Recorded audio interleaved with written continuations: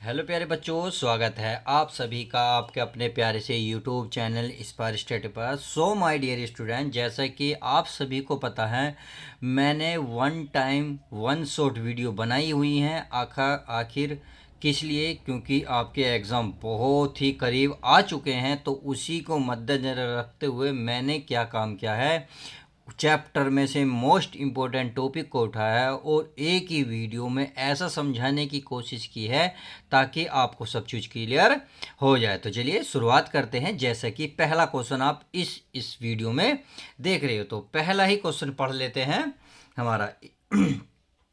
ये chapter number 7 है। इससे पहले मैंने 1 से लेकर 6 तक सारी वीडियो कंप्लीट कर ली है। यदि आपने नहीं देखा तो प्लेलिस्ट में जाइए, प्लेलिस्ट में ही आपको सारी वीडियो मिल जाएंगी। तो चलिए क्वेश्चन की शुरुआत करते हैं। इसमें लिखा हुआ है, एल्कोहल क्या है, इसके निर्माण की विधि तथा रासायनिक गुण लिखे। तो एल्कोहल की परिभाषा देनी है, निर्माण किस विधि के द्वारा तथा रासायनिक गुण भी बताने। तो चलिए पहले इसकी परिभाषा पढ़ लेते हैं। ये पढ़ लिखा है, एलिफेटिक हाइड्रोकार्बन के हाइड्रोक्सी व्युत्पन्न को एल्कोहल कहते हैं।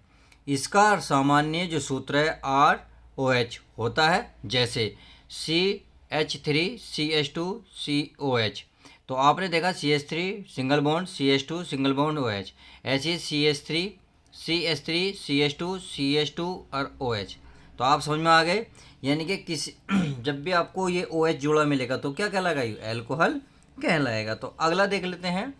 ये कह रहा है, सॉरी इसमें कह रहा है इसके निर्माण की विधि। तो इसमें यही पढ़ेंगे, कार्बन परमाणुओं की संख्या के आधार पर एल्कोहल के प्रकार। तो पहले एल्कोहल के प्रकार पता है, यानी कि विधि कितने प्रकार की होती है। तो पहला है प्राथमिक एल्कोहल, ऐसे एल्कोहल जिसमें OH समूह प्राथमिक कार्बन परमाणु से जुड़ा होता है उसे प्राथमिक एल्कोहल या 1 डिग्री एल्कोहल कहते हैं। जैसे CH3OH, यानी कि पहले ही CH कार्बन से जुड़ा हुआ है तो क्या OH, और यही इसलिए कहलाएगा प्राथमिक एल्कोहल या 1 डिग्री। तो आप यहाँ 1 डिग्री भी लिख सकते हैं। अगला है कौन सा है, द्वितीय एल्कोहल। तो द्वितीय एल्कोहल कितना आसान है, देखिए ये लिख रहा है, ऐसे एल्कोहल जिनमें OH समूह द्वितीय कार्बन परमाणु से जुड़ा होता है उसे द्वितीयक एल्कोहल या 2 डिग्री एल्कोहल कहते हैं। तो यहाँ देखिए बड़े प्यार से लिखा हुआ है कि ऐसे एल्कोहल जिसमें जो OH समूह होता है ना, वो द्वितीय कार्बन यानी कि दूसरे कार्बन से जुड़ा होना चाहिए, उसे ही द्वितीयक एल्कोहल या 2 डिग्री एल्कोहल कहते हैं। जैसे यहाँ CH3 CH और CH3 कितने कार्बन है, 1 2 3। तो यहाँ लिख रहा है OH समूह किससे मिलना चाहिए, द्वितीय कार्बन से जुड़ा मिलना चाहिए। तो देखो पहला दूसरा, तो दूसरे से ही OH जुड़ा हुआ है, यानी कि इसे क्या बोल सकते हैं, 2 डिग्री या द्वितीय एल्कोहल आप इसे बोल सकते हैं। तो प्राथमिक एल्कोहल क्लियर समझ में आया, द्वितीय एल्कोहल क्लियर समझ में आया। अब चलिए अगला एल्कोहल देख लेते हैं। अगला एल्कोहल है तृतीय एल्कोहल। तो ऐसे एल्कोहल जिसमें OH समूह जो तृतीय कार्बन परमाणु से जुड़ा होता है उसे तृतीय एल्कोहल या 3 डिग्री एल्कोहल कहते हैं। तो बहुत सिंपल है, जो OH समूह किससे मिलना चाहिए, तृतीय कार्बन से जुड़ा मिलना चाहिए। यदि ऐसी कंडीशन हो गई तो आप उसे तृतीय एल्कोहल या 3 डिग्री एल्कोहल कह सकते हैं। जैसे CH3 CH2 CH CH2 CH3, तो सिंगल बॉन्ड से जुड़े हुए हैं, परंतु कार्बन देखिए 1 2 3, चाहे आप इधर से करें 1 2 3, तो आपने देखा जो OH है तीसरे कार्बन से जुड़ा हुआ है, तो इसलिए हम इसे बोल सकते हैं तीसरा क्या, तृतीय डिग्री या तृतीय एल्कोहल। तो आई होप आपको आप समझ में आ गया होगा। अब लिख रहा है एल्कोहल बनाने की विधियां। तो पहली एल्कोहल बनाने की विधि है वो एल्किल एलाइड से है। तो इसे पढ़ लेते हैं, बहुत ईजी है ये भी। ये लिख रहा है, एल्किल एलाइड की क्रिया क्षार के जलीय विलयन से कराने पर एल्कोहल प्राप्त होता है। तो कितने प्यारी डेफिनेशन है, देखिए बहुत ईजी लैंग्वेज में लिखने की कोशिश की है मैंने। एल्किल एलाइड की क्रिया क्षार के जलीय विलयन से कराने पर एल्कोहल प्राप्त होता है। ये मैंने रिएक्शन लिख दिया, रिएक्शन बहुत ईजी है, आप समझ सकते हो। अब क्या करते हैं, अगला देख लेते हैं इसके बनाने की विधि में। अगला है हमारा कार्बनिक यौगिक से। तो इसमें है कार्बनिक यौगिक के अपचयन द्वारा एल्कोहल प्राप्त किया जाता है। किससे द्वारा, यानी कि कार्बनिक यौगिक के अपचयन द्वारा एल्कोहल प्राप्त किया जाता है। तो इसकी भी रिएक्शन बहुत ईजी है, ये मैंने लिख दी है, CH3 CHO प्लस H2O, किसके यानी कि H2 हाइड्रोजन के साथ क्रिया कराने पर क्या बना, CH3 CH2OH के साथ सिंगल बॉन्ड बनाता है। तो आई होप आपको समझ में आ गया होगा। तो चलिए देखते हैं आगे। इसमें है तीसरा एमिनो द्वारा। तो एमिनो नाइट्स अम्ल से क्रिया करके अल्कोहल बनते हैं। ये भी रिएक्शन है। देखिए रिएक्शन आप चाहे रिएक्शन याद कर सकते हैं या फिर सीधा सीधा आप हिंदी भी लिख सकते हैं। मैंने दोनों को इसलिए लिखा है ताकि आपको एग्जाम में जो भी याद आ जाए वो लिख सकते हैं। अगर आप दोनों लिखेंगे तो ध्यान रखना 100% आपको 100% यानी कि बेहतरीन तरीके से नंबर आपको मिल जाएंगे। अब देखते हैं आपको आगे। ये लिख रहा है अल्कोहल के रासायनिक गुण। तो अब चलिए इसके रासायनिक गुण देख लेते हैं। पहला है धातु हाइड्राइड से क्रिया। तो अल्कोहल धातु हाइड्राइड से क्रिया करके धातु ऑक्साइड एवं हाइड्रोजन गैस बनाते हैं। ये भी रिएक्शन बहुत ईजी है, पढ़ सकते हो। आप चाहो तो डायरेक्ट इतने सारे हिंदी याद कर सकते हो, चाहो तो आप रिएक्शन याद कर सकते हो। किसकी, यानी कि CH गैस C2H5OH के साथ किसकी क्रिया कर रहा है, हाइड्राइड के से क्रिया कराने पर आपको क्या मिला, सोडियम एथाक्साइड प्लस H2 क्या आपका हाइड्रोजन। तो समझ में आ गया होगा, इजी है, समझ लोगे, कोई बड़ी बात नहीं है। तो चलिए अब देख लेते हैं इसमें सेकंड पॉइंट। सेकंड है हैलोजन अम्ल से क्रिया। तो अल्कोहल हैलोजन अम्ल से क्रिया करके एल्किल एलाइड बनाते हैं। क्या बनाते हैं, अल्कोहल हैलोजन से क्रिया करके एल्किल हैलाइड बनाते हैं। तो चलिए CH3OH प्लस HCl किसके साथ क्रिया करी, HCl के साथ क्रिया करने से CH3Cl मिला H2O, यानी कि आपको जल भी प्राप्त मिला। अब चलिए आगे देख लेते हैं क्या लिखा है।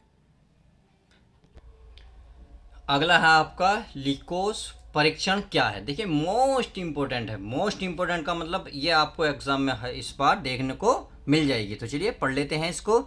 ये लिख रहा है आपका जिंक क्लोराइड तथा सांद्र हाइड्रोक्लोरिक अम्ल के एक क्या ये दोस्तों अनुपात, यानी कि 1:1 के अनुपात के मिश्रण को लिकोस अभिकर्मक कहते हैं। कहने का मतलब है, देखिए जिंक क्लोराइड को दिखाते हैं ZnCl2 से दिखाते थे, सांद्र हाइड्रोक्लोरिक को किससे दिखाते हैं, HCl से दिखाते हैं।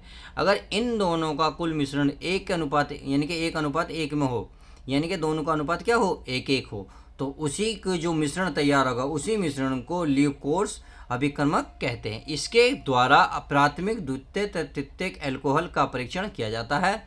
यह परीक्षण अल्कोहल की क्रियाशीलता पर निर्भर करता है। अब ये क्या प्राथमिक द्वितीयक तृतीयक अल्कोहल क्या होते हैं, इसको हम डिटेल में पढ़ लेते हैं, क्योंकि हमें पता है इम्पोर्टेंट है, तो हम हर चीज़ को लेकर चलेंगे। तो चलिए पढ़ी से भी पढ़ लेते हैं आगे।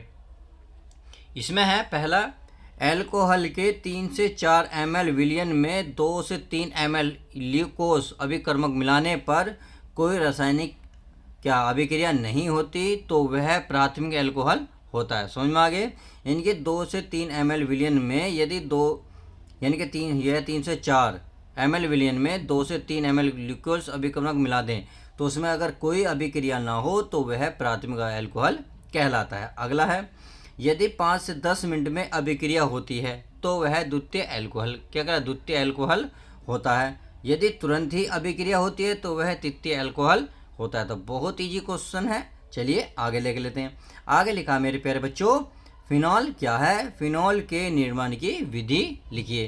तो क्या बेंजीन के हाइड्रॉक्सी व्युत्पन्न को फिनॉल कहते हैं। तो बहुत इजी परिभाषा है और बहुत इजी मैंने भी बनाई है। देखिए क्या लिखना, सिर्फ बेंजीन के हाइड्रॉक्सी व्युत्पन्न को फिनॉल कहते हैं, बस लो, ये तो देखते आपको याद हो जाएगी। अब देखते हैं आगे। अगला है फिनॉल के निर्माण की विधियां। तो फिनॉल के निर्माण की विधियां देख लेते हैं। ये पहली है हाई एंजोनियम लवण से, यानी कि ड्राई एंजोनियम लवण से। तो लिखा है ड्राई एंजोनियम लवण को जल के साथ सल्फ्यूरिक अम्ल की उपस्थिति में गर्म करने पर फिनॉल प्राप्त होता है। तो ये आपकी क्या है, NaCl2 के साथ जल के साथ और किसकी उपस्थिति में, सल्फ्यूरिक अम्ल। देखिए लिख रहा है सल्फ्यूरिक अम्ल की उपस्थिति में यदि हम इसको गर्म करते हैं तो हमें क्या मिलेगा, फिनॉल प्राप्त हो जाएगा। तो आई होप आप समझ गए होंगे। अब अगला देखते हैं, कह रहा फिनॉल की प्रकृति अम्लीय होती है क्यों, ये इसका कारण पूछा जाता है। तो चलिए कारण भी पढ़ लेते हैं, कोई बड़ी बात नहीं है, बहुत ईजी क्वेश्चन है ये भी। ठीक है। फिनोल की प्रकृति अम्लीय होती है क्यों? इसका आंसर है फिनोल अम्लीय प्रकृति का होता है, इसी कारण इसे कार्बोनिक अम्ल भी कहते हैं। कभी कभी एग्जाम में क्वेश्चन ये बन जाता है कि कार्बनिक अम्ल किसे कहते हैं, तो आप लिख सकते हैं बिल्कुल यहीं से फिनोल अम्लीय प्रकृति का होता है, इसी कारण इसे कार्बनिक अम्ल भी कहते हैं। तो आपका 1 नंबर का क्वेश्चन यहीं से तैयार हो जाएगा। आगे पढ़ते हैं।